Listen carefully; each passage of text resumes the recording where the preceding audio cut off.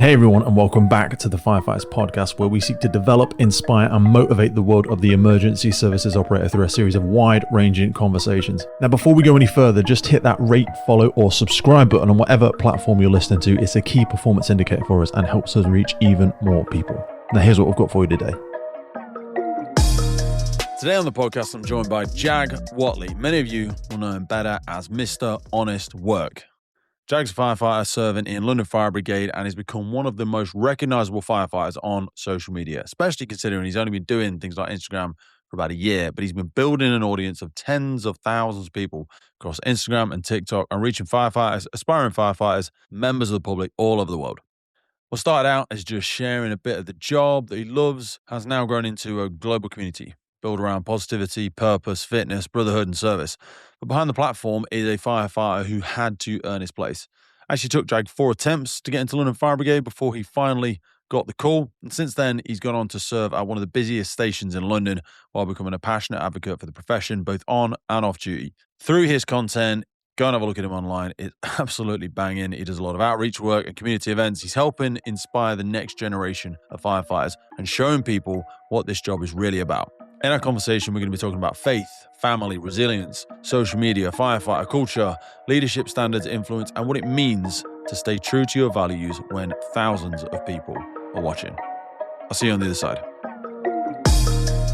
How did you first get into this? Because you've got family in the job, haven't you? You got a brother or a cousin? Or... I got a couple cousins in the job. 3, I think, now. Yeah. We've got one that's joined. So were you inspired by them, or did you see them out there kicking ass, taking names, or was it always a thing for you?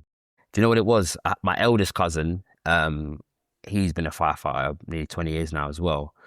And he literally, I thought he was the coolest guy in the world when I was a little kid. And it's like 20 years ago, he's fresh out of training school. He's just enjoying, looks so cool. He's like, yeah, we get to train in the gym. And I was like so young, like I loved being fit, active and all that sort of stuff. So when I saw him, I was like, man, like I got to be like this guy. And he's got such a cool job. He's like, mate, we've got 4 on, 4 off, 9 to 6, whatever it was back then. And he just loved it. And the joy that he expressed when he was in the job, I was like, yeah, man, I need that. So I'm going to work towards that. I always say it's like the best part-time job in the world. I say that with respect because, when we work. But the work-life balance is incredible. Especially like we said before we started recording, like I've got kids, you've got kids, you get time off when other people are at work, allows you to have other passions, other hobbies, other stuff like that. Because you didn't get in first time, did you? Because I swear to God, I was reading like you was working as an electrician or you was working for the rail before? I did everything, man. So I worked you work at the Palace as well or something? I work at the Palace now. That fire student. But I do. What did I do? I was a mechanic. Yes, I worked for TfL, fixing the buses, did an apprenticeship there.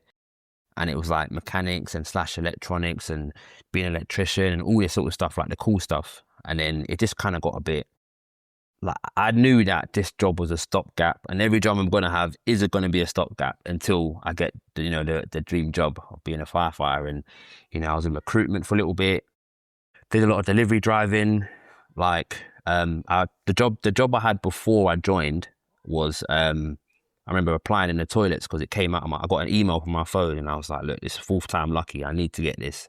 I applied and I was like, guys, I got to head to the loo. Like I had my belly's hurting. I got to head to the loo.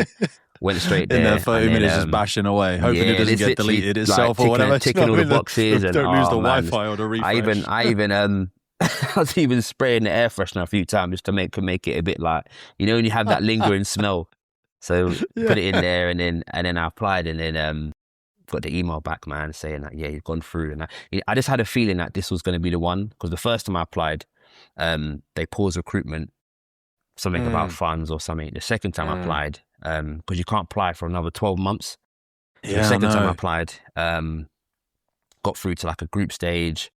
And then it was just like, I didn't really perform too well. And I kind of knew that it wasn't the time and I just felt a bit nervous. And I was like, oh man. So then the other jobs I had was helping me with my people skills and getting to know tough situations and deal with difficult people. And I knew that I could use that when I go back again. And then the third time was, it was like it wasn't a freeze, but it was like a budget thing again. I wasn't really sure, not much information, not much feedback. And I was They like, are man, terrible at that. And that's not a London thing. That's like a UK-wide thing. I always think like if this was a business, you'd have an email marketing list. You'd have a constantly warm pool of people that are keen to get in a job. But the whole like, oh no, you're out, you can't do it for another 12 months. And they don't even really stay in contact with people. They're terrible with the feedback. I appreciate for all organizations, they've got very few people working in, green book roles where they can have loads of admin staff to send all these emails. But I'm just like, guys, you are missing a massive trick. Jesus Christ, you are missing a massive trick. The way we could just champion people as well. I mean, the stuff that you're doing and like other friends that I've got, like Siobhan and people down there, you have got some incredible ambassadors. If you just took your hand off their mouth and just like let them and supported them a little bit more, people want to walk around screaming their pride for the UK Fire and Rescue Service. Do you know Honestly, what I mean? But like, I'm so happy to be in this job, man. Like I don't know if people see it or can see it through what I do and stuff, but every day I wake up and I'm like, man, this job is just so good, man. And I'm just getting to work, I'm just buzzing, getting in early. I'm like, doing a run with the guys and stuff. And we're just like, just the camaraderie, the friendship. It's just sick, man. It is beyond a privilege to be able to bring the Firefighters podcast to you, and we are so grateful for every single person that supports, listens, shares, and follows our journey. And to help us keep doing it, create more, reach more guests internationally, and make the podcast sustainable, we're asking for you to help. And to do this, we've set up a Patreon page. By joining our Patreon community, you will get access to every single full episode archive we have ever made. Now, hundreds and hundreds of key documents that we've got in there on fire behavior, firefighter health, cancer risks, incident debriefs, and so much more. So if you feel like you want to join the Patreon crew and help us make this possible, head to patreon.com/TFFPC or check the link in any episode podcast notes.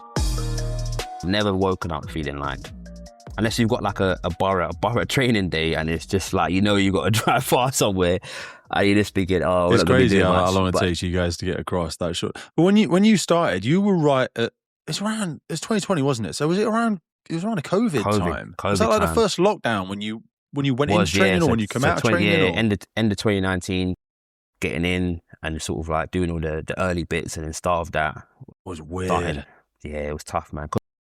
It's mad because it helped us in a way because it was like I didn't have to travel. I got an Airbnb like close to each of the destinations we went. And then we just stayed there with a couple of guys and a couple of girls, and we were literally just like revising every day. Full focus was there. Yeah. There was no distractions. The gyms were closed. I suppose in that way you get that immersive, like when we used to go to the college for training, you would be there for like 12, 16 weeks, studying with your mates every night, breakfast, lunch, dinner together. Yeah, so that sort of immersion element of it from a perspective of like really embedding all of that learning, the shared experiences from everyone else. Oh, what did you take away from the lesson today? I was kind of checked out in session 3. What did you take from it? Collective learning. That was probably like a secret win for it, but still a strange old way to go through it. Yeah, it was crazy because it was like, it just felt like we were more dialed in to what we had to do. I went back on the weekends and I used to play Call of Duty all weekend, didn't really revise too much, and then I was just on Monday I was just back to it, man. So it was really cool to experience that in that time. The only thing I wish we did have was like because of COVID, we couldn't have a pass out with family. Yeah, and that was like, that's one of those things where it's like everyone has that memory. We couldn't get that memory. They don't. So pretty much every organisation, service, brigade, whatever, they do the pass outs for the whole times.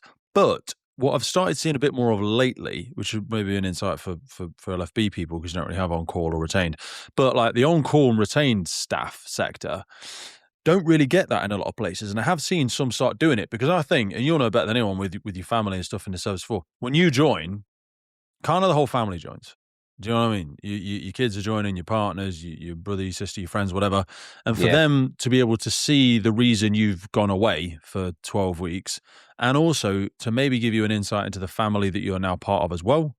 And also they can ask questions about, so your service or organisation brigade could say like, if your partner, if Jag is quiet at times or if this or that, this is good ways to signpost them, to support. Because it's a different kind of job that you're entering. And I think it's so important to let the family know they're part of it as well.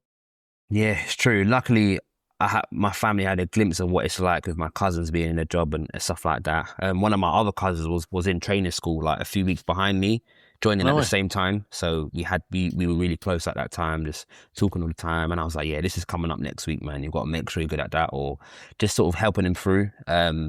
So at the time, it was like good to have just like experience, then someone coming in fresh, having like a familiar face. Then one of my other younger cousins joined a couple of years ago now, and he's like sort of West Side, and he's like loving it as well. And just the work-life balance, like you said, helps, man. But yeah, I'm just glad. I think it's one of the worst kept secrets of the emergency services, because I think the police have a real rough time. You know, some people hate the police, some people love the police, but I can't imagine how difficult recruitment is for them these days. They need to pay them more or give them better balance or something. Fire service, kind of most of the time, 95% of the time, people are glad to see us. I don't. Yeah. And I even think about it in this way, like, you know, I'll go to someone's house and knock on their door, got my badge on, uniform on, and I'll just be like, hey guys, we're from your local fire station. You want to just check your smoke alarms? There was a fire down the road. And they're like, yeah, come in. You want a tea? You want a coffee? Like, I feel like if other services get that, they won't get that sort of luxury. Police will be like, what do you want? Yeah, and they're like, doors open this right. much. Literally, the chain's on. Yeah. Because you're trying to figure out what the hell they're there for. You start really feeling like, where did I park my car? Did I run a light? Yeah, what's like going you're thinking on? tickets and all sorts, and unfortunately, that's what that brings. So it's crazy because I get a lot of like DMs in it, and a lot of them, not a lot of them, but I get a lot DMs of police officers. Mate, to be honest. Oh man, it's mad. But I try to reply to everyone. People can vouch for that, trust me. But yeah, like people like a couple police officers are like, yeah, man, you know, you make it look so fun and stuff like that. And I'm like, it's a good mixture. But they're wanting to come to the service, man. And I'm just like, I can't even lie about how good it is. Like it's just great, man. And I recommend it. And it's crazy because sometimes they have to work harder because you have to have a degree to be a police officer. You need a degree to become a paramedic. We're not saying that we're stupid or whatever, but it's like we ain't gonna have a degree to be a firefighter. You know what I'm saying? As long as you're a hard worker, you're knuckle dragger, you're honest, you know. Yeah, man. Then it's kind of what the people we're looking for. Why do you think more people haven't done the whole like? I look at your page and I look at other people's pages, and I feel like you're leaving breadcrumbs for the next generation of firefighters, or even just brothers and sisters in the job. But that's rare. Like most of the people we have on here is to try and champion some of the great practices that happen in the service. The insights that you give into the job, I feel like there should be an army of people doing that, but there obviously isn't. So like, how did you manage to get over yourself to start? Were you doing sort of storytelling before, or sharing insights into your life before? What was the kind of do you know what I want to do was? This kind of moment? It was more of like, someone said to me once, whatever you do, whether it's the TFL stuff, you're playing football, you're like at a cardo driving a delivery truck, whatever I capture at that time with my friends, or the stories that I tell, I make it seem fun, I make it look fun, and I have to try and use that wherever I go. I don't know if it's just the person I am, but I feel like I just thought I got to make sure, I want people to join this job and be like, you know what, like this is a career. Because I had a look before I started this, I've only been doing this social media stuff for like 1 year, and it's like absolutely gone crazy. But off the chain. Before I started, it was more like I wanted to make sure that I was really good at my job, make sure I knew a lot, I make sure that my governor was proud of me, and there was certain instances where he was like, yeah, you got to do this, but that's what the old school firefighters would do, and this is what you need to do. And like, I learned so much at my station. I'm at a busy station in South London, so they call it the Soho of the South probably a few times. I was going to say, because Soho does close to about 4,000 calls. I think you guys do about 1,1700, don't you? Something like that. Yeah. But still busy as hell. Yeah, very busy. Luckily, I was blessed to get to a station where it was so busy, and I was thinking like, people don't even know what to expect in this job when they join. It took me so long to get there. If I can drop some nuggets on the way, and I made sure that I did 4 or 5 years before I even thought about, trying to show glimpses. Then I remember showing a glimpse. Why did you wait so long? I don't know, man. I don't know. I feel like I feel like I waited so long, yeah, because I just wanted to make sure like I was fully competent and confident, and I knew that whatever I did was analyzed to a T, where it's like I wouldn't get in trouble or anything like that. And That's the big one. the old school sort of stigma is like, when I joined, it was like, you got to have your phone in your locker. You can't do this, everything's got to be to a T. And my older cousins and his like friends and stuff were like, mate, play the game, make sure you're in as early as you can, and you got to treat that place like your house. You wouldn't leave something on the floor at your house. If someone comes to your house, you would offer them a tea. There's little things that you need to keep building for yourself and just for your own like cultural bits that aren't written down anywhere, but are actually the things that keep the job going. It's not written, and I just like did everything. I ran the nutty, and I was like a salesman in that nutty, and luckily I had that recruitment experience, so I was getting the money in and doing things and making sure that I did my part. And then when I felt like a new recruit came in, and I felt like, yeah man, this is how it goes, and I felt like I was a nice bridge between the new and the experiences I've had of the old school guys, and obviously a lot of them retired over the years. So it's just like keeping those nuggets and passing them down, and just having the character just to be resilient, really, because we go through a lot, man, mentally. So I'm kind of big on the mental health aspect of it. So just to be able to share and do that. I have been wearing Gore-Tex for nearly 2 decades on the front line, working in hostile environments, tackling challenging incidents from firefighting to water incidents, and in urban search and rescue environments. Gore-Tex have a well-earned reputation for protecting professionals in the fire and emergency services through their family of highly innovative, waterproof, breathable moisture barriers that exceeds global performance standards and are trusted worldwide. Gore-Tex, going further together. What does resilience mean to you? Because a lot of people reference that word. It can be a little bit buzzword bingo for some people now. I mean, you clearly show resilience. 4 times getting in, you weren't just straight up to like, oh, fuck that. It's clearly not for me. I look like a dick. Everybody knew I was applying, and I'm not doing that again. I'm looking stupid. Mm-hmm. But you did. You struggled to get in 3 times. It took me about 5 times to get in. Wow. But that kind of stubbornness, or maybe an element of faith, or personal discipline, or maybe we echo back to character again. What was it? Yeah. For me, in terms of the resilience side of it, I know that nothing comes before its time in it, and I knew that how hard I worked, it will always pay off. And it's something that I'm a Christian, so I'll just always pray on like making sure my mind is strengthened enough to not get disheartened by the negative stuff, whether that's the setbacks of not getting in a job, whether that's like personal life issues. I know that it's all a lesson, and I just pray. I always pray, like, I just make sure I can just focus on, like what the actual goal is, or what am I learning from this, instead of like, oh, I can't believe I'm in this situation. It's happened to me again. I'm looking at it like, what can I learn from this? How can I make this? What is it teaching me? And then go again. Is that something you've taken from your faith, or is that an element of the way you were raised, or? It's a mixture. So I think the way I was raised in that Christian household, that's affected my faith. And as I've gotten older, I've like learned to digest the faith myself, and like know that, it's not about what I can see. It's about having that constant in your mind, like, I'm going to get it. I'm going to get it. I'm not going to give up. And then now you just look at the times when things have gone wrong, and then, it changes in your favor, and you think, you know what, this is why I kept going. This is why I didn't stop. And that's what I want to teach my kids as well.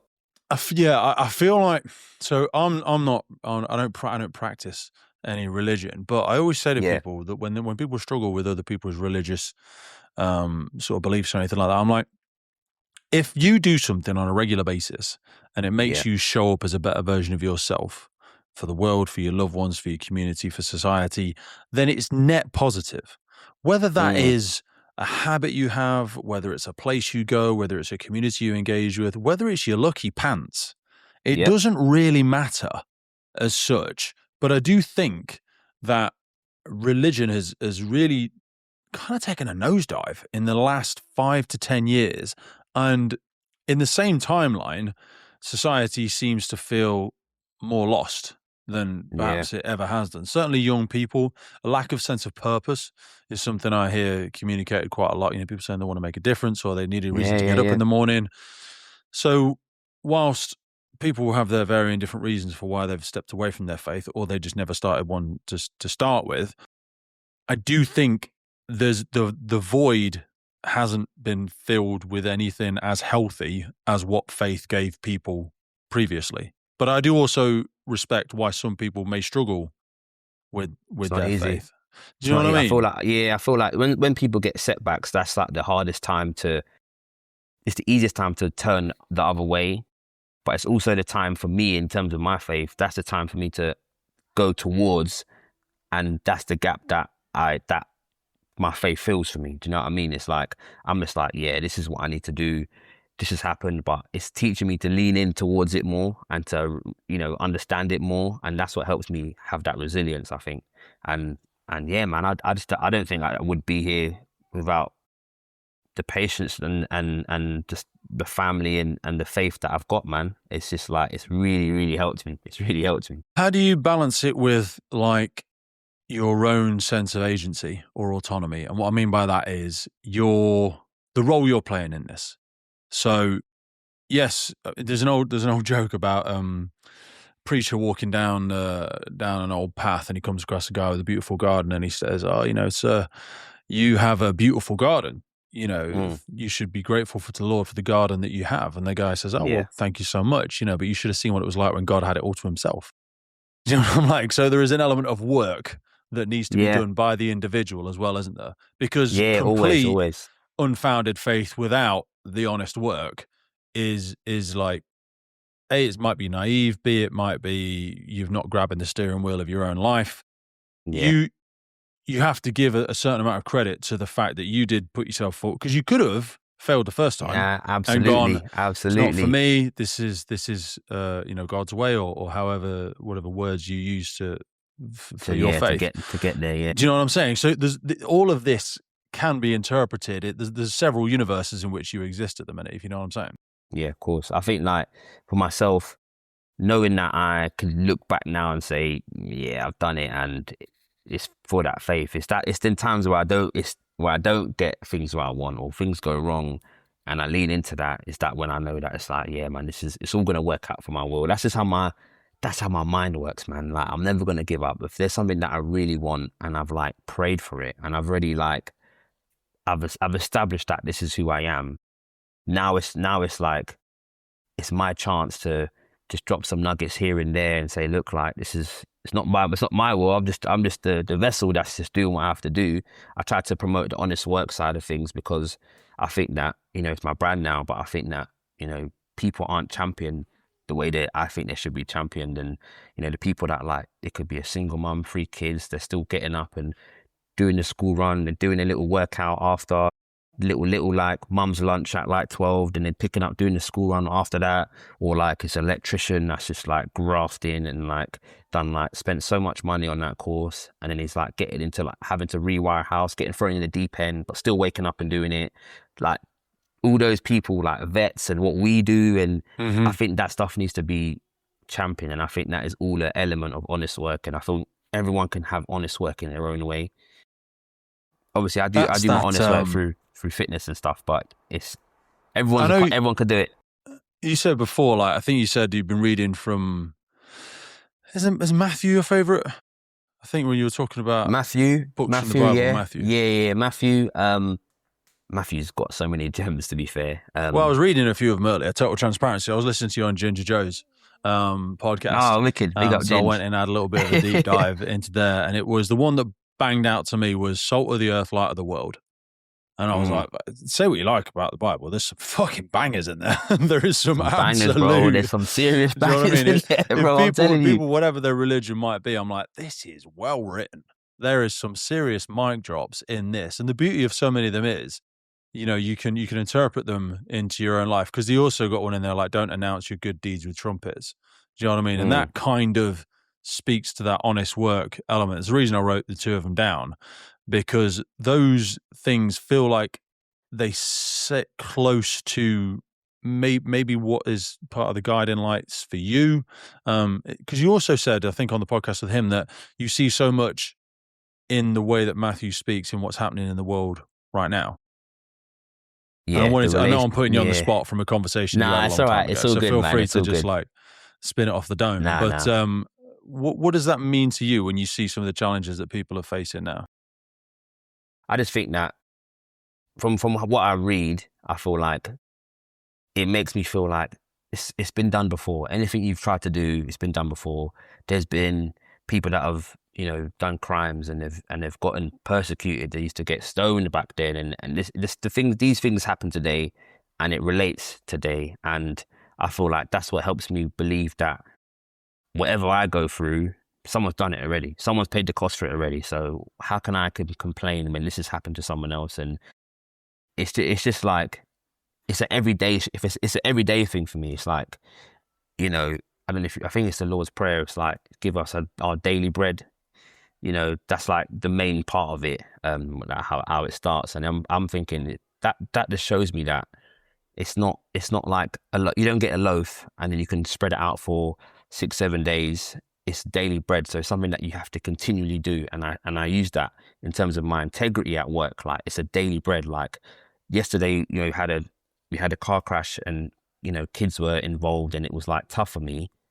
The next day we could have another car crash, but a motorbike's involved. It's a daily bread. We have to keep going in terms of understanding what how the job is, and how we can just lead into other strengths. And I feel like I can bring people together by what I do and what I post and it's obviously working enough because it's yeah. I mean, the community you've created with, so I know in our sort of chats leading up to this, you said about people like Craig Ritchie and Matt Fraser. Matt stuck out for me. I've seen loads of Matt's content and seen Matt compete for years. And the whole like hard work paying off and the honest work analogy sit very core to some of the principles certainly that he seems to have in his life. But for you, like, I imagine from what started as a phrase and then like, a social media feed, then we've got the clothing line. Now it's a room full of people sort of once or twice a month. When did this stop being just content and become kind of a community that you're showing up for? I feel like when I started sort of saying it, it was just how I believed that it's how I believed that I lived, and I wanted to live through that. And I know that even if you go through a bad time, it's all about how you respond in it. It's not really about the action. It's about how you respond to the action. And I wanted to respond with these milestones in a way where people can just like connect through.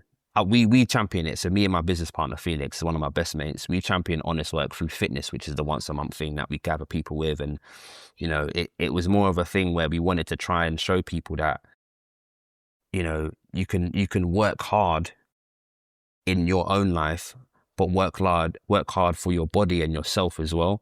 So that's why we use the fitness side of it. And it's a very mentally tough workout that we do. It's like an EMOM, 60-minute EMOM. So it's like non-stop.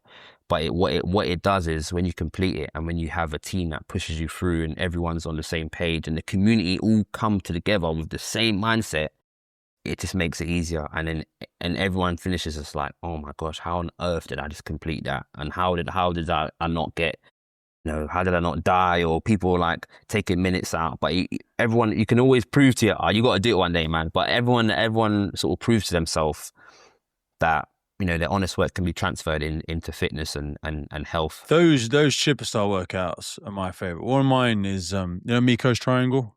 On the ergs. Yeah. Love that. Yeah, that's my favorite. It took me like 7 months to get up to 21s. And that took me longer than that. Fucking ages. Took me longer Absolutely than that. Ages. Because I remember when I started it, I think the goal was you need to try and do 18 calories was the first one. The thing is, I'm a much better rower than I am on the ski. I'm a good rower, bro. The ski is all day.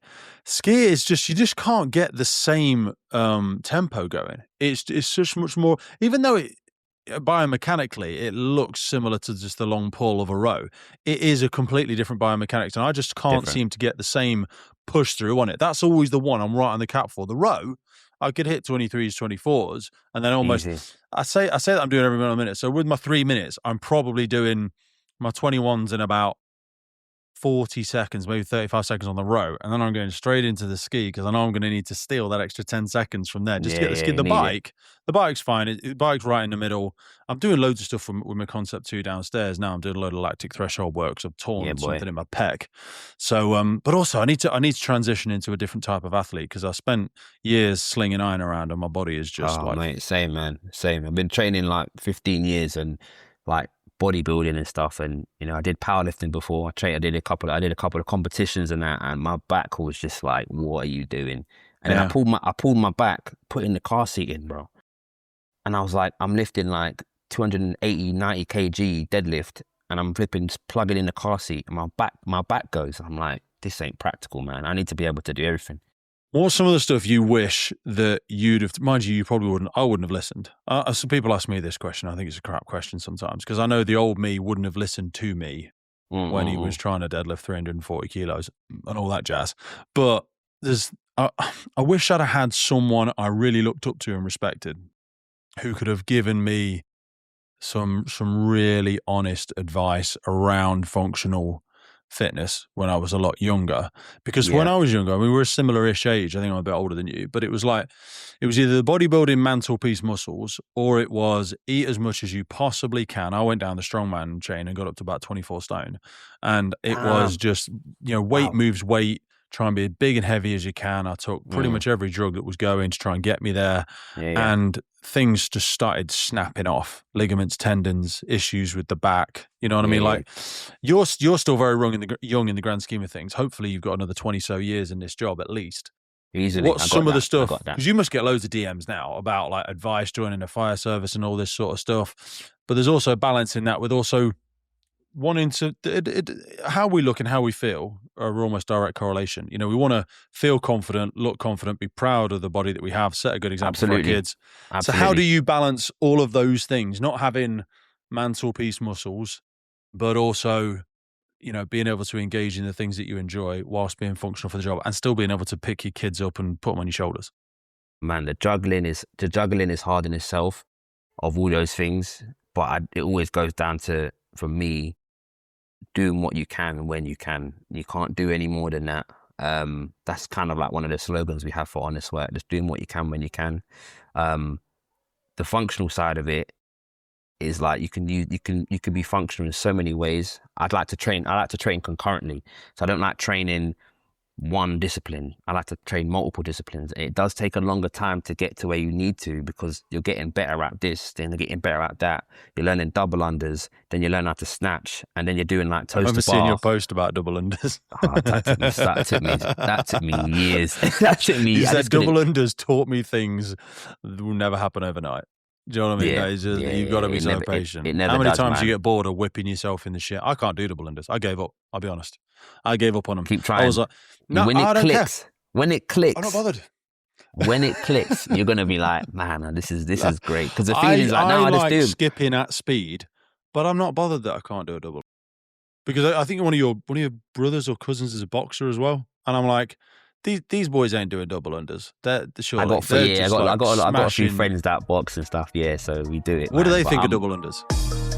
Firefighters, police officers, and first responders are now stepping into environments wired with more high voltage than ever before. Everything from electric vehicles to solar panels feeding direct current through compromised structures, overhead power lines, and illicit drugs factories with improvised lethal bypasses. Any single strike in the wrong place in this type of environment can turn things fatal very quickly, and that is exactly why we've partnered with Jafco. You already know who Jafco are.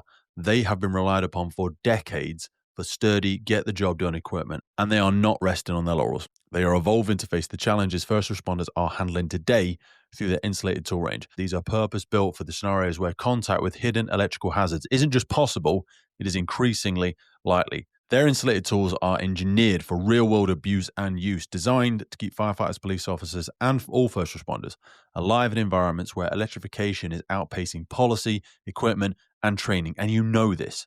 This is the kind of innovation our sector needs and the kind of investment organizations should be stepping up to support if we are serious about protecting first responders from fatal consequences. So a massive thank you to Jafco for backing the podcast and backing the crews on the ground. Go check them out, learn what they're doing, and bring that conversation into your service, because this isn't about the future, it's about right now. that's not their thing, you know. I'll be honest. No, it's not their thing. They're not shit at skipping, are they? Yeah, and they can skip for hours, but for me, it's just like learning this skill and then like moving fast and be able to lift heavy. You know, in terms of like the translation for the job and how I sort of train for the job, I just think of it like this job's about moving stuff from A to B. It's moving from A to B, whether that's getting stuff off the truck and running up, 3 flights of stairs, or whether it's like, doing a 360 around a building. That's A to B. You're moving around from A to B. So for me, it's like I do a lot of farmers carries. I do a lot of like, I do a lot of snatches because you're moving a weight from A to B. I do toast to bar. It might not look like A to B, but you're going from low to high and you're crunching. And I do a lot of posterior chain work because, that's just how I feel like it is. So I don't have a split like where this day is this day, this day is this day. As long as I get a run in, because I run with the guys at work. As long as I get a run in. How much do you need to run? As in how far? For you, if I was saying like, I'm saying, right, Jag, I'm applying for the fire service. Someone says I need to work on my running a little bit. How much do I need to do? Because I think anything over a 10K is not necessary. I don't think doing anything more than 10K is necessary unless you're trying to do a half a marathon or something like that. I believe that if you can run at a conversational pace for about like a few miles, and that's good enough. Because I like to run slow and far, but then my interval training, my HIIT training, and when I'm doing Metcons, short and sweet. So that helps me with my running basically, because that's obviously building my cardiovascular. I always get about an hour 20 minutes on the bike, on the Concept 2 a week. Love the bike.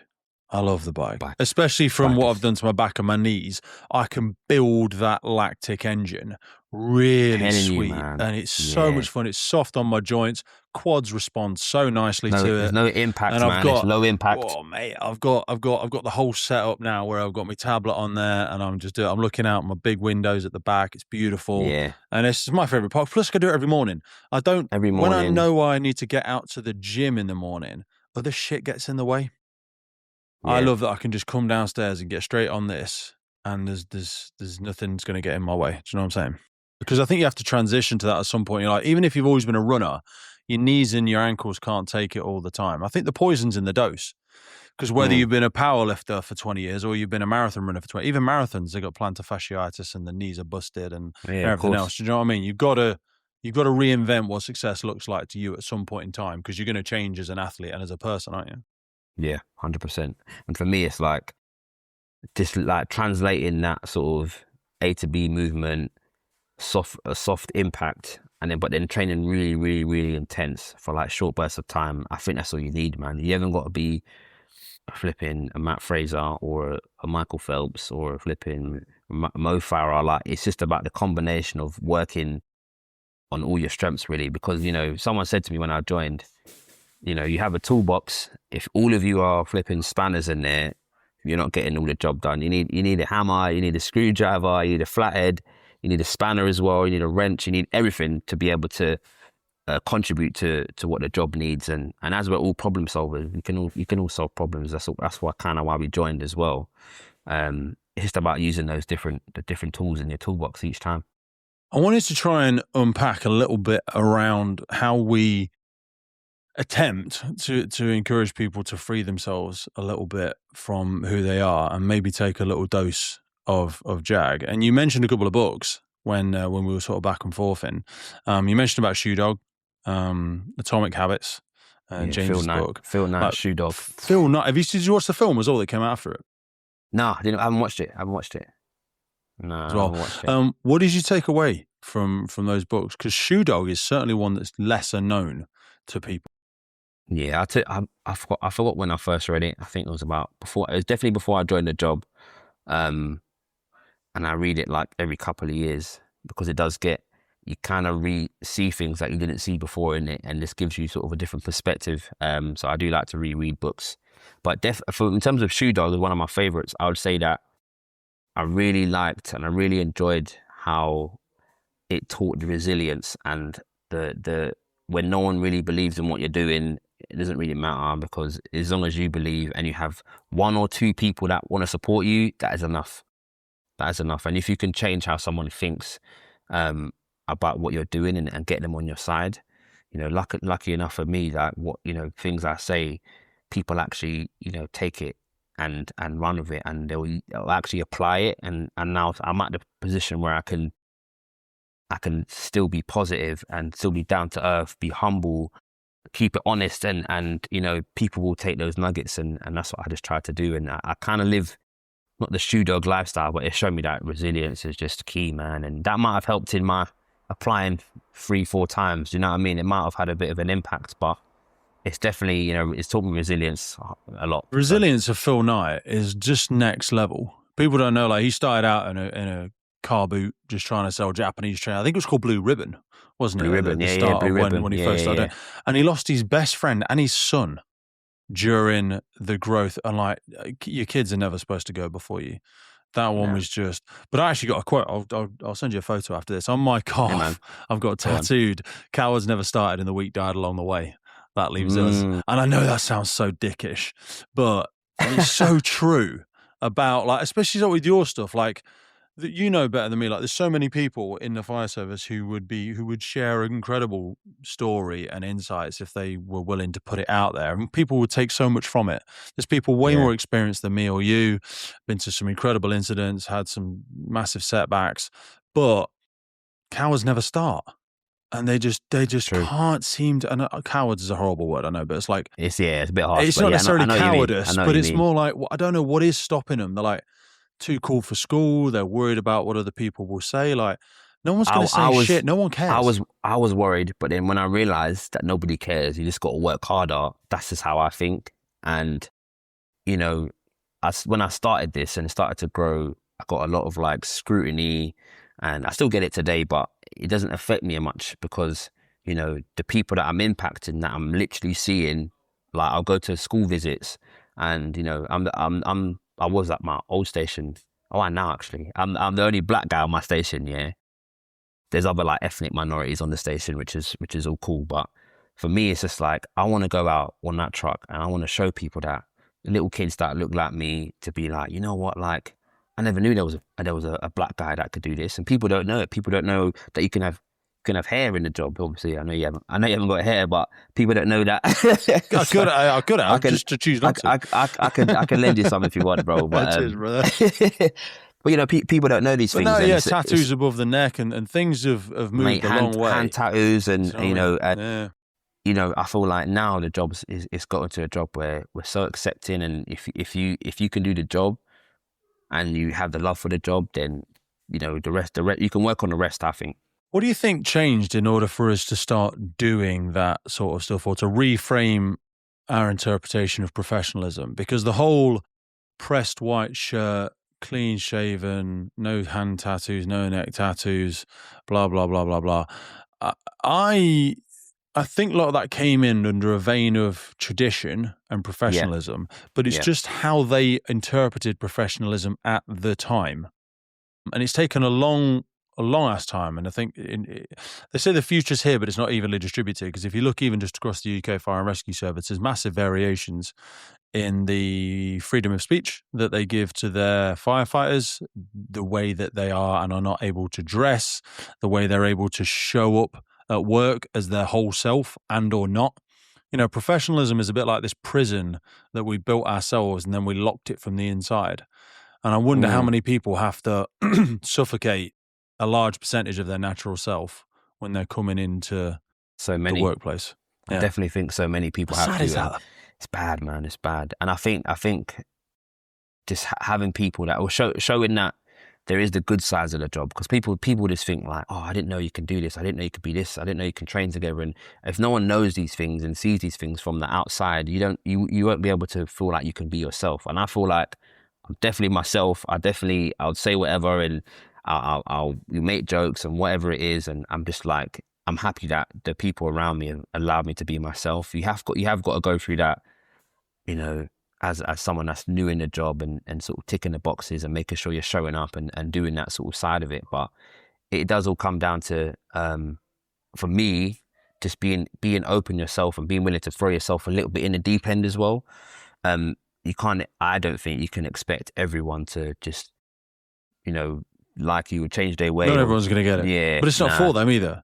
That's what I'm saying. Do you know what I mean? It's for people that are trying to join the job. Like, we do a variety of different episodes, and for some of them, people are like, isn't that shit obvious? I'm like, it is to you, because you've been in the job and for you've been 15 doing it for years. Yeah. That is an insight for someone. And we'll equally do the other end of the spectrum, where we'll do some heavy physics and fire behaviors and flow paths and whatever it might be. Yeah. And that will go completely over the head of the vast majority of the members of the public. But some of the stuff's just not for people. And the podcast is a thing I wish existed when I joined. And I kind of feel like yours is similar in ways behind giving it, because there was nobody doing what you're doing. I think that made it tougher for me. And someone said to me, like, because you're the first guy to do this, first person to do this, in terms of like the way I'm showing the insight, sort of from the inside. Obviously we had like London's burning and all that sort of stuff, but this is like. But that was all performative, with respect. That was very with respect. You know what I'm saying? Yeah, but it was great. I'm saying, but you have these different shows. You see, it wasn't. But I'm trying to show, and I'm trying to show in terms of like how real it can be, and the ups and the downs. Obviously, we have policies, and there's so much you can do. And luckily, I speak to like the social media teams. I speak to like external communications teams. I've had like a lot of meetings with like ACs and DACs and my station commanders and all this stuff, because they're trying to understand and make sure that they can support me in this way, because a lot of them like what I'm doing, but it's the people that don't really get it too much, or that's never been on social media, and then someone complains, oh, how come he can do this and we can't do this? But, How the hell do you navigate that minefield? Because like we said before we started recording, I never mentioned the organisation I work for. Bunch of incredible people in the organisation I work for, but it's just not worth bringing anywhere near the front door, because I don't really want anyone else's opinion of who I should or shouldn't talk to. I'm not interested in having lots of pointless meetings with people who are realistically never going to do anything like this anyway. They're just the easy answer is always no. And you must have had a lot of no's, and then you've had to go to somebody else and go, look, what we're trying to get across here is just an insight into what it's what it's like going to an incident, or what it's like doing this, or what it's doing that.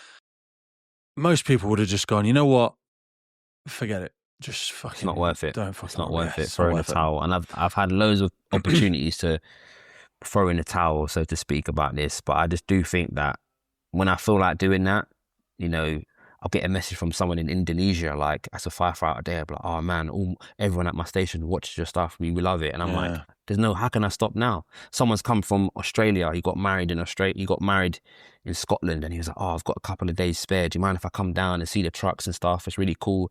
And I feel like... Was that Gerard? Nah, it wasn't Gerard. So Gerard's from Australia, and he was down in London with me not so long ago. He just recently got married, he went up to Scotland. It wasn't him. It wasn't him. Yeah. No. It wasn't Gerard. Sorry, that was a fucking random. Just when I heard that, I was like, what? Because I was actually down there a few weeks ago, and anyway. No. It was these two dudes that worked in Melbourne, I think it was, and they were just like, man, like, we really like what you're doing, and like, it's just good to see the different what it's like across the pond. People from Japan have come, Singapore, like Germany, someone come from Monaco, and I'm just like, and then people start to see that this is actually something that's positive. But if you don't know who I am, you probably think I got a GoPro on, and I'm like in your face, like, hey, tell me about your, like, do you know what I mean? Yeah. We're working in collaboration with the Blue Light Show, a national conference and exhibition built around one thing. Blue light services do better together than apart. I'm going to be there 1st and 2nd of July 2026 at the event, getting involved with those conversations and connecting with people who really care about doing the job better across the blue light sector. I'll see you there.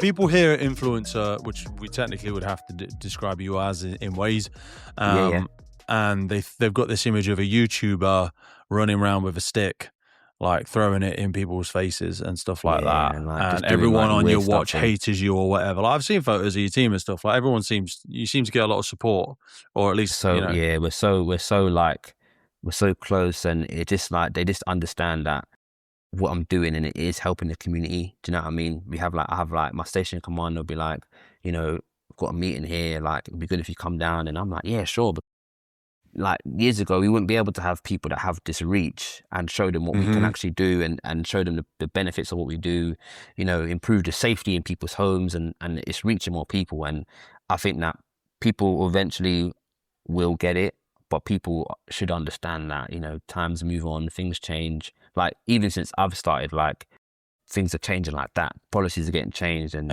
the culture's changing, and everything's changing. And we've never gone through such a retirement profile. We have. Like 30 years ago, we'd have gone through a similar retirement profile, but there's so many people coming up to retirement now. So it is a whole changing of the guard. People are jumping through ranks, and positions are changing, and people have now got skin in the game where they're going to be in for another 10 years, and they can enact the changes that they perhaps wanted to see for the first 10, 15 years of their career. What, without naming any names, like, what advice would you have for anyone who is working with a manager, an area manager, a group manager within their organizations, and trying to show them what you're doing and say, look, I know we're struggling with the recruitment here. Like, this is a guy that's doing a lot of positive work.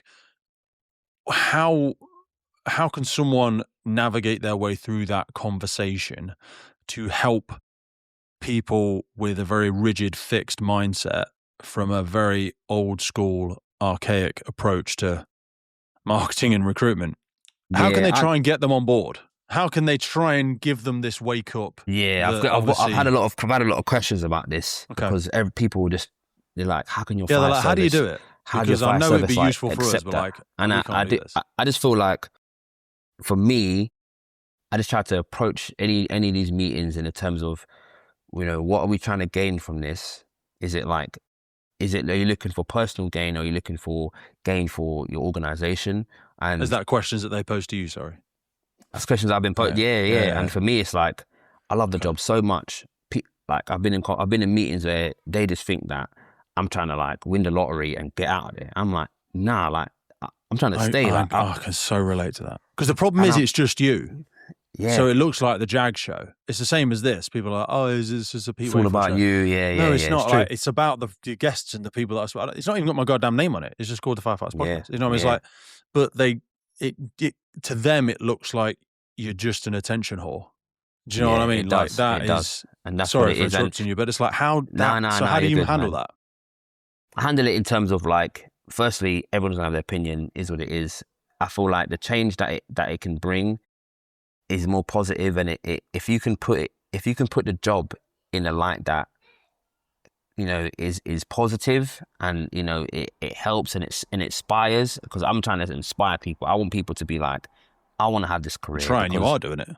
Yeah, I'm doing my best. You're definitely doing it. I'm doing my best to try and you're crushing it, mate. Show people that you can have a good career, man. You can have fun at work. You can, like, do something that's have some adrenaline from day to day. Like, it ticks so many boxes, and I want people to see that. Like, it doesn't matter what you look like. It doesn't matter how tall or short you are, how strong or not that strong you are. It's about, like, your resilience, and it's not going to be for everyone, but at least if I can get someone to change how they see us all, because people think, oh no, I didn't know that you can do this, I didn't know you can do that, and have that positive side of it, and just keep people, like, understanding that this is how it is. The only hard thing for me is when I go into these meetings, it's like, some other people, they're basically saying to me, people will copy me because that's how life works. Someone's going to copy what I'm doing, and if they get it wrong,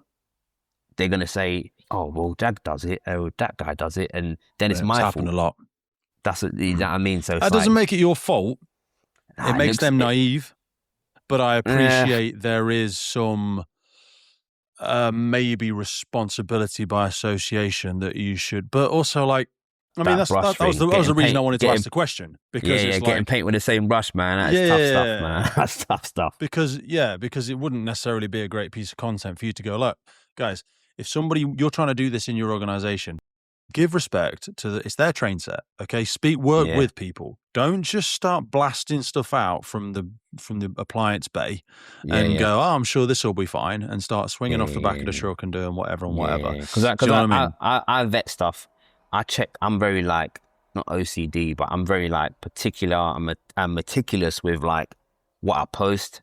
Obviously, there's practices that we do that maybe it's like you could get away with it if no one sees or whatever. Like you might not have gloves on one time and opening something, but this is stuff that I'm like, no, I'm willing to go the extra mile to do it the right way, because I want people to see like it's the level of integrity that you have to have in this job. If I asked you like how many times you polished your boots in the last 6 months, you might be like, not enough. But I make sure. How many times have I broken glass without my visor down? How many times have I done this without putting gloves on? You know what I'm saying? Like, how many times have I jumped off without my tunic on? Fucking loads. That's what I'm saying. So it's about like showing people that you can still have that level of integrity throughout your daily routine, and I try to keep that there. I've had complaints. Someone sent in a complaint saying, "Oh, that his boots not zipped up to the top, mate. Like he's got to get in trouble for that." But that's I always say the list is crazy, bro. Mate, I'll be honest. I feel like podcasting is the most authentic version of social media, because trying to encapsulate who Jag is in a 30-second post or a photo or whatever, that's not all he is.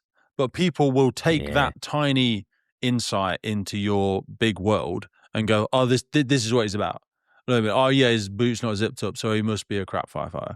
It's like, that's what it is, and for me, it's like I think having that mindset of you're more than the job helps. It's not negative being someone that's more than the job, because you can bring stuff to the job. But people think, oh, it's all about him and da. But it's like, I'm more than a job. I want people to see that you can do these. You can have fun. You can I can go to work. I can, I've got like secondary employment and stuff like all sorted out. Everything's like crispy clean, because I know that if I make any mistake, they're gonna they could get me. You're the canary down the mine. That's what I always think of as you. As like, if Jag's all right and he's still doing okay, then do you know what I mean? There's hope for the rest of us.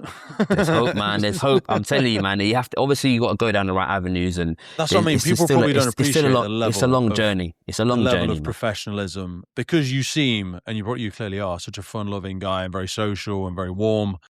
Yeah, they probably don't think about the level of diligence and intentionality you put into what you are crafting when you are sharing these messages, because it looks so free moving and off the cuff.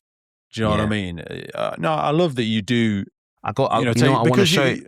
We're just custodians. I want to show you something. Yeah, I'm going to be like 30 seconds. I used to journal. When I first started the job in training school every day, and I still journal now, like my diary and stuff. But I want to show you one of the pages that I wrote, and I was reading it the other day, and I was just like, I've never showed this with anyone before, but I want to share it, and just to show you like how my mindset was back then when I was training. But give me 30 seconds. I'll get it for you, bro. Also, shout out my English teacher, because she made me like practice my handwriting so much, and now I think it's pretty neat. Have a little look. My handwriting's terrible. Oh, you're neat as hell. Yeah, it's not bad, man. Cool. Tuesday, 2nd of June, 2020. Mistakes. One mistake I made today was I failed as number 1 on the ladder. Shit happens. I'm now stronger and I'm in a better place than I was yesterday. The course has taught me to immediately bounce back from anything that used to knock me down. I've learned so much. I've got 90% on my summative test today, and I absolutely obliterated number 2 on the 135 drill today. I'm happy and I'm confident, and I'll perform tomorrow. Dinner was pizza, and I had a large all to myself. Then I put a quote underneath every day, and it says, "Be the change you want to see." That's Tuesday, 22nd of June. Can you see this on my hand? Be the difference. Backwards. Be the difference. Yeah. Tattoo on my right hand. Wicked, bro. Be the change you want to see in the world, mate. That's what it's all about. Let me give you one more. Let me give you one. Tattoos. Let me give you one more. I'm gonna get some more, bro. Don't worry. I'm addicted. So I got another one here in June in 2020. Positive day today. It was very eye-opening. Things have gotten serious. I'm trying my best to remain focused. God will bring me through all my troubles. I had an okay wear today with no guidance. My partner remained calm, and I did my job. Tomorrow's all in my hands to execute, and I will smash it tomorrow. Positivity is key. I am capable of excelling high above anyone in my team, and I must demonstrate that I should be here and how much I want it. Dinner was meatball marinara, #the best. And then I've put on the bottom another quote: "Your path is difficult because your calling's higher." And that's just like every day, bro. Every day, bro. difficult because the calling is higher. I've got bottom of my back is good timber does not grow with ease. The stronger the wind, the stronger the trees. Because can you message that to me, bro? That is, yeah. I'm gonna copy. I'm gonna copy, bro. I'm sorry. I'm gonna copy that. I will give you so much. I'm like a walking fucking quote machine. It's terrible, but love it, man. I use them as hooks that I hold on to when I'm falling. Do you know what I mean? When you're starting to slide, it's like you're on a riverbank and like the mental vortex, you're starting to spiral. Because where the mind goes, energy flows. So if you look for things that are going badly, you will find them. Because it's the whole seeking you shall find. If you want to look for things that are crap in your life, you'll find loads. And because if you ask bad questions, you'll get bad answers. If you say, why did I mess up today? Your mind will go, oh, it's because you're a piece of shit, because you're not even supposed to be a firefighter. Nobody even likes you. Why are you even doing this? Da, da, da, da. And your mind will find negative answers to your negative question. But if you go, what's one small thing I can do to be better tomorrow than I was today? Your mind will like, what's the smallest thing I could do tomorrow? I'll tell you what, I could put my phone on the table and in the hallway that I specifically bought to put my table on, rather than having it next to my bed, so that I don't sleep over and then I'm not 5 minutes later. Da, da, da, da, da, da, da. Do you know what I mean? Agreed. I'm telling you, man. It's just I want to read you one more. So I'm looking at this. Please, mate. I'm loving Can't believe it. This is crazy. So I got one in 28th of May. It says, today was a roller coaster for me, but I looked at myself in the mirror and I told myself I need to ensure I'm putting in 120% work. How bad do I want it? Very tough morning, made 2 errors that I would never normally make. I won't do that again. I will strive and reach my potential. The afternoon went okay, a few more mistakes, but considering what I knew I should have done better, the lessons have been learned and tomorrow I'll smash it. Dinner was paella, 7 out of 10. And it says, all things are possible if you never give up. Then at the bottom it says, P.S. The governor told me I have great potential to be a great wearer, a great BA wearer. Then I won't say his name, but someone told me, one of the governors, his name, told me that he knows I'll be a great firefighter. And that was like over 6 years ago. And it's just like those little things I've written down. I can't believe I've actually done all this, but mate, you know, 1,000%. My missus is great. Shows, man. It just shows, man. She does diaries for all of our life together, and she's fantastic. I tend to fill my room with it. I've got stuff all over here, you know, patches, coins, quotes, and then the rest of them, like I've got, if not now, then when I get that tattooed on me, is seize the day, is carpe diem, and then my back and my legs are just covered in shit. How do you teach? But you've got 2 sons, and I've got a daughter, and I often think with our kids, they don't necessarily learn from what they're told. It's like these sorts of behaviors, positivity, they're not taught, they're almost caught, aren't they? They don't learn, but they absorb from what we're doing. So if you can't honestly teach these as a concept, how do you model it?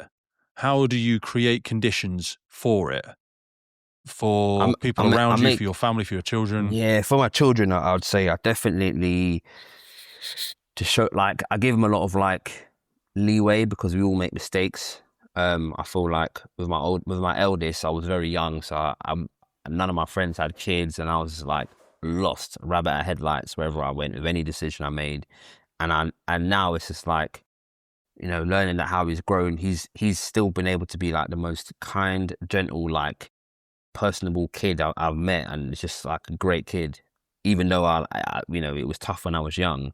Just shows that like they catch on to the good stuff, and you know, I try to teach them like a little nugget every day. I'd be like, yesterday actually, I was like, oh mate, do you know how to make egg sandwich? And he was like, no. I was like, come, let's make an egg sandwich, and just teaching them like these life skills through sort of giving them more independence. And then obviously the younger one is like the Tasmanian devil, just flipping crazy, running around, jumping everywhere, whereas the other one was like very timid and very reserved and very shy. But the balance that they have together, I just like, yeah, man, like I have a sense of like proudness when I'm with them, and I love being with them. So it's like I have to show them like this is how it's meant to be. I saved a guy on a train. CPR on the train. I mentioned it on my friend's pod, but my son was there with me. Yeah, and like last week, some of them live in Australia, so they sent like a few letters and stuff. And I was like, wow, like I've never felt so like proud to especially for my son to see that I've sort of jumped into action, but just proud to see that, like, you know, what we learn on the job, it's not something you have to only stay between those four walls or on, but in that truck, it's like you can just do it anywhere. And hosting with our job, it's less about what you're doing or even what you're learning. It's the type of person that you're becoming in being part of this process that is this weird hybrid job of firefighting, which is just a bunch of enthusiastic problem solvers with a big red toolbox trying to fix the chaos of society. When you know why you ring an ambulance, you know what you ring the police for. Kind of most other stuff, you ring in the fire service, and we kind of turn up and try and mackle together a solution. Yeah, man, for this problem that no one else can think about. Yeah, agreed, bro. Agreed. And we have to. We're kind of like the last point of call. There's no one really after us they can call. You're not going to call flipping. No, 910. Nah, that's what I'm saying. It's us, bro. That's a good one. That's a good one. I might get that tattooed, bro. You steal that, baby. Yeah, I'm stealing that, bro. But yeah, it's difficult for kids to learn stuff like that. Me and my daughter watched. You remember the old film Paying It Forward? Did you ever see that? I think it was. Yeah. I forget how to go, but it's him and a little kid. Great film, really, really great film. And pretty old. It's pretty old, right? It's like 20 years old now. Yeah. I think I know what you're talking about. Is that bloke who went to prison? I think. Is it Kev? I'm not good with names. I'm not good with names right now. Yeah, amazing book, amazing film. She was saying like she didn't quite understand it. It was a very old film for her, and I said it's about receive and remember, give and forget. So if you giving things away to the world, whether that's a good deed or something like that, it's doing it without any expectation of reciprocity. It's doing it without the expectation, I'm going to do this for Jag because he's going to do this for me. No, that's not generosity. That's reciprocity. That's transactional. That's an expectation. But again, it's hard to explain it. So when we were out the night afterwards, we were at this just a Pizza Hut after we'd been to see a film, and there was a couple on the table next to us, and she said to me, she was like, "Oh, Daddy, I think it's their anniversary." She says we should do that. We should do the thing. We should do something nice for them. So when I was leaving, we paid for their food, and then she wanted to hang around at the door because she was like, "Oh, we should watch when they go and tell them." I said, "No, we don't do that." I says because then you're doing that because you want them to turn around and see you and say thank you. I know that. That's not what we're doing that for. And I know why you want to do it, but they might not like it. They might hate it. They might find it condescending. Do you know what I mean? We need to give and forget. So we're just going to walk. And we're walking over to the car and she's glancing back. So I'm like, baby, stop. You saw me. We paid for it. That's it. It's done. It's done. You've put some good stuff into the universe. Just have faith, baby. You've done your thing. But she obviously wanted, it's a bit like gift giving. She's like, I wanted to see them react all these things to it. we give, and all these things we give, it's just like, you can't just. How many people see your content and don't message you? Do you know what I mean? Because how many good things do we see online or a person we have a good experience with that we don't remember to say thank you, or we don't remember to reach out to them, we don't remember to send them a letter? I think the impact of what you're doing, whilst you could sit there and quote 60, 70, 80,000 followers, whatever, it's probably significantly larger, like 10 times larger, the number of people that you've had a positive influence on. And I think that's, even for someone that's not even on social media, the concept of being an influencer, you're influencing people every day, aren't you? You know, the way you show up. I think like the way I want to be as an influencer, I'm kind of still cheesy when I say it. Everyone's an influencer though, just on a scale. I feel like it's more like, what am I actually influencing? Am I actually making people get up and go to the gym? I put little quotes usually some mornings, and it might say, make sure you sit up straight because you're doing a 9 to 5. Just remember to sit up straight. And they could be at their desk on their phone like that, reading that and be like, oh shit, I got to sit up straight. And then that's what I want to do. This little nuggets just to show people that this is how this for me. It's honest as to, it's okay to be like, things are not going your way, and it's okay to be happy, and it's okay to like, embrace all the bad things and learn how to, be comfortable in the shit times. Excuse my language, but no. It's okay. 100%. It's okay to do that, and it's about just understanding what you are and just giving yourself some grace every day, man. That's how I see it. But yeah, that's how I see it, man. I want to be respectful of your time because we've been speaking for over an hour and 10 minutes. We said we were going to do about it, but you people won't know. Some of your family members have been kind enough to support you and give us some time together today. So I want to be respectful of that. So the hope that they might do it again in the future. So they will, man. Maybe they in will. 4 I should put it months, on 6 months, loudspeaker so they time, can hear. We can have them man. on. Oh, we can have you on again. Sorry, and have a bit more of a conversation. So I don't want to take the mick. I'm going to say I love you. I appreciate you. I thank you for coming on and taking time out of your day today, brother. Love you too, bro. Please send my love to the family, and let's fucking do this again, man. I really, really appreciate it, bro. Yeah. Thanks for giving me your time, bro. Well, that's it for today, folks. Hope you took a lot away from that episode. We started the Firefighters podcast to develop, inspire, connect, motivate, represent, and most importantly, celebrate the world of incredible emergency services operators and the wider sector through this series of wide-ranging conversations. We really love creating this podcast and bringing it to so many people.